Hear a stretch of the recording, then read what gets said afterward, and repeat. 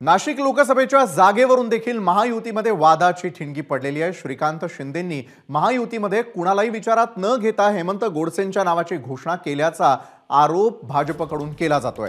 गोडसेंनी युती धर्म पाळला नाही, भाजपला दुय्यम वागणूक दिल्याचाही आरोप करण्यात आलाय।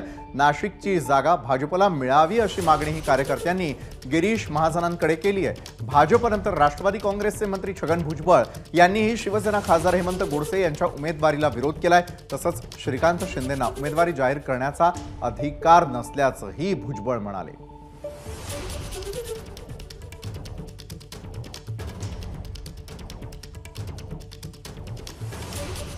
युती म्हणून जेव्हा निवडणूक लढतो तेव्हा युती धर्म पाळला गेला पाहिजे। त्याच्यामुळे जे खासदार म्हणून निवडून गेले हेमंतराव गोडसे यांनी शिवसेनेचे खासदार म्हणूनच काम केलं, युतीचे खासदार म्हणून काही काम केलं नाही नाशिकमध्ये। त्याच्यामुळे पक्षाशी संबंध नाही, कार्यकर्त्यांशी, लोकप्रतिनिधींशी नाही। परंतु इथं परत श्रीकांत शिंदे आले आणि त्यांनी मेळावा घेतला आणि युतीचे उमेदवार म्हणून त्यांनी जाहीर करून टाकलं। तर युतीच्या कुठल्या पदाधिकाऱ्यांनी त्यांनी बोलवलं होतं? बैठक घेतली का? सल्लामसलत केली का? विचारविनिमय केला का?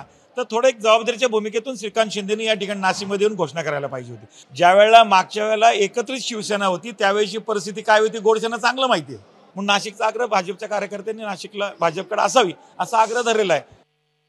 भाजपकडून विरोध होणं स्वाभाविक आहे ना, कारण श्रीकांत शिंदेंना तो अधिकारच नाही ना तो जाहीर करण्याचा।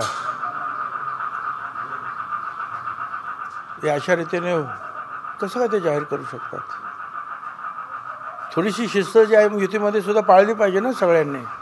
जोपर्यंत निकाल होत नाही तोपर्यंत कसं काय करता तुम्ही? एबीपी माझा, उघडा डोळे बघा नीट।